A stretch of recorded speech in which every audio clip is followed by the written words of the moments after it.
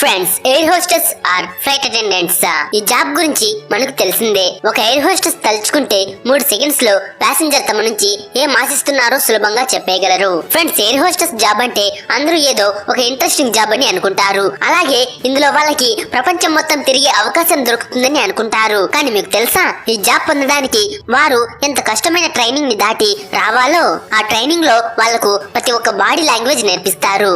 Friends, air hostess మీ మనసులో ఏముందో మీరేమనుకుంటున్నారో చాలా సులభంగా తెలుసుకుంటారు. ఈ ఎయిర్ హోస్టెస్ కి ఎలా ట్రైనింగ్ ఇస్తారంటే వాళ్ళు ఎటువంటి వారినైనా చాలా సులభంగా హ్యాండిల్ చేయగలరు. ఫ్రెండ్స్, చెప్పాలంటే ఈ ఎయిర్ హోస్టెస్ జాబ్ ఏమి ఈజీగా దొరకదు. దీనికోసం వారు చాలా కష్టపడాల్సి వస్తుంది. సో ఫ్రెండ్స్, ఈ వీడియోలో ఎయిర్ హోస్టెస్ గురించి ఇలాంటి కొన్ని ఇంట్రెస్టింగ్ విషయాల గురించి తెలుసుకుందాం. అయితే ఈ వీడియో కనుక మీకు నచ్చితే ఈ వీడియోని ఖచ్చితంగా లైక్ చేయండి. ఎందుకంటే మీరు చేసే లైక్స్ వల్లనే నాకు మరిన్ని వీడియోస్ చేయడానికి ఒక మోటివేషన్ లా ఉంటుంది.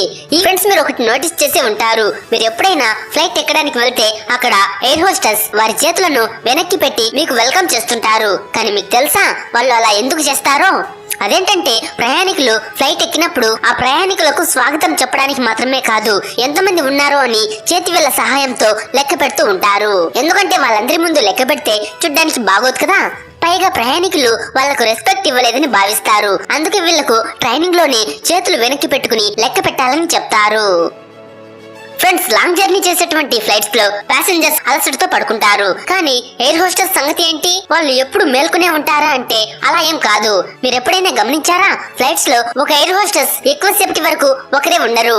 వారు తరచుగా మారుతూ ఉంటారు. నిజమేంటంటే వాళ్ళు తరచు పడుకోవడానికి వెళ్తూ ఉంటారు. మీకు చెప్పాలంటే బోయింగ్ 777 అండ్ బోయింగ్ 787 లాంటి పెద్ద ఫ్లైట్స్ లో ఎయిర్ హోస్టెస్ పడుకునేందుకు అరేంజ్మెంట్స్ చేయబడి ఉంటాయి. ఫ్రెండ్స్, మీరు చాలా సార్లు ది మైల్ హై క్లబ్ అనే పదాన్ని వినే ఉంటారు. కానీ అసలు ది మైల్ హై క్లబ్ అంటే ఏంటి? ఫ్రెండ్స్, చెప్పాలంటే ఒక ఎయిర్ హోస్టెస్ తన లైఫ్ లో చాలా సమయాన్ని ఫ్లైట్ లోనే గడుపుతుంది. దానివల్ల వారి యొక్క లైఫ్ పార్ట్నర్స్ ని చాలా వరకు ప్లేన్ లోనే కలుస్తారు. మీరు చాలా సార్లు వినే ఉంటారు ఎయిర్ హోస్టెస్ పైలట్ ను పెళ్లి చేసుకుంది అని. కానీ ఇది ఒక నార్మల్ విషయమే. ఎందుకంటే దీనివల్ల వాళ్ళ పనికి ఎలాంటి ఆటంకం ఉండదు. ఫ్రెండ్స్, ఎయిర్ హోస్టెస్ ట్రైనింగ్ లో వారికి సెల్ఫ్ డిఫెన్స్ కూడా నేర్పిస్తారు. దాంతో వీళ్ళు ఫ్లైట్ లో ఉన్న వ్యక్తి ఎవరైనా అసభ్యకరంగా ప్రవర్తిస్తే అతన్ని చాలా సులభంగా హ్యాండిల్ చేయగలరు.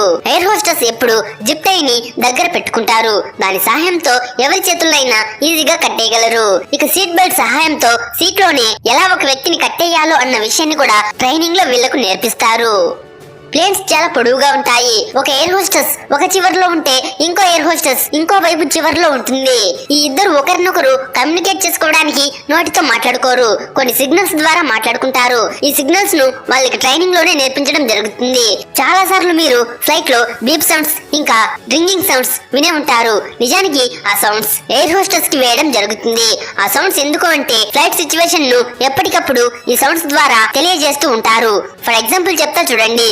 కంటిన్యూగా చిన్నగా 3 రింగ్స్ వచ్చిందంటే ముందు ఏదో ప్రాబ్లం వస్తుందని, ప్రయాణికులందరూ సీట్ బెల్ట్స్ వేసుకోమని అర్థం. ఈ విషయాన్ని తెలుసుకున్న ఎయిర్ హోస్టెస్ మిమ్మల్ని వెంటనే సీట్ బెల్ట్స్ వేసుకోమంటారు. అదే 2 రింగ్స్ వస్తే ఎయిర్ హోస్టెస్ ఒకరిని ఒకరు పిలుచుకుంటున్నారు అని అర్థం. అదే 2 బీప్ సౌండ్స్ గట్టిగా వచ్చిందంటే దాని అర్థం విమానం 10,000 అడుగులకు చేరుకుందని అర్థం. ఇలా రింగ్స్ అండ్ బీప్స్ ద్వారా కమ్యూనికేట్ చేసుకుంటారు. ఈ అన్ని సిగ్నల్స్ గురించి వీళ్లకు ట్రైనింగ్ లోనే నేర్పించడం జరుగుతుంది. మీరు ఫ్లైట్ ఎక్కేటప్పుడు ఎయిర్ హోస్టెస్ మీకు వెల్కమ్ చేయడానికి నిల్చుంటారు. కానీ ఎయిర్ హోస్టెస్ కి ముందే ట్రైనింగ్ ఇస్తారు. దాంతో ఫ్లైట్ ఎక్కే వ్యక్తుల్లో ఎవరు ప్రాబ్లమేటిక్ కాదో చూసి కనిపెట్టేస్తారు. తర్వాత వీళ్ళు ఆ ప్రాబ్లమేటిక్ పర్సన్ ని కంఫర్టబుల్ గా ఉంచడానికి ప్రయత్నిస్తారు. ఫ్రెండ్స్, చాలా మంది ఎయిర్ హోస్టెస్ యొక్క సాలరీ చాలా ఎక్కువగా ఉంటుందని అనుకుంటారు. కానీ అలా ఏం కాదు. ఒక ఎయిర్ హోస్టెస్ ఫ్లైట్ ఎగిరే ముందు సేఫ్టీ చెక్ చేయడం, ఇక వెల్కమ్ చెప్పడం జరుగుతుంది. కానీ ఇటువంటి పనులకు వారికి డబ్బు ఇవ్వడం జరగదు. వారికి వారి యొక్క వర్క్ టైం ఆధారంగా డబ్బులు ఇవ్వడం జరుగుతుంది. వాళ్ళ యొక్క పేయింగ్ అవర్స్ ఫ్లైట్ టేకప్ అవ్వడంతో మొదలయ్యి ఫ్లైట్ ల్యాండ్ అవ్వడంతో పూర్తవుతుంది. ఇక మన ఇండియాలో చూసుకుంటే ఎయిర్ హోస్టెస్ యొక్క జీతం 2 లక్షల నుంచి 20 లక్షల మధ్య ఉంటుంది. యావరేజ్ గా యాన్యువల్ శాలరీ చూసుకుంటే 6 లక్షల వరకు ఉంటుంది. ఫ్రెండ్స్ మీరు ఈ వీడియోని ఇంతవరకు చూస్తుంటే ఈ వీడియోకి ఒక లైక్ చేయండి. ఈ వీడియోకి 10,000 లైక్స్ టార్గెట్ ఇస్తున్నా ఖచ్చితంగా లైక్ చేసి ఇప్పుడు ఫ్లైట్ లో ఎక్కువగా మందు తాగకండి. ఎందుకంటే ఎక్కువగా డ్రింక్ చేయడం వల్ల మీ బాడీపై నెగిటివ్ ఇంపాక్ట్ పడుతుంది. ఇక మీరు మీ శరీరంపై కంట్రోల్ కోల్పోవడం జరుగుతుంది. ఒకవేళ మీరు ఎక్కువగా మందు తాగితే ఎయిర్ హోస్టెస్ దగ్గర ఒక పవర్ ఉంటుంది. మిమ్మల్ని చాలా ఈజీగా ఫ్లైట్ నుంచి కిందకు దింపేయగలరు. అంటే గాల్లోనే దింపేయలేరు, నెక్స్ట్ ఎయిర్పోర్ట్ లో దించేస్తారు.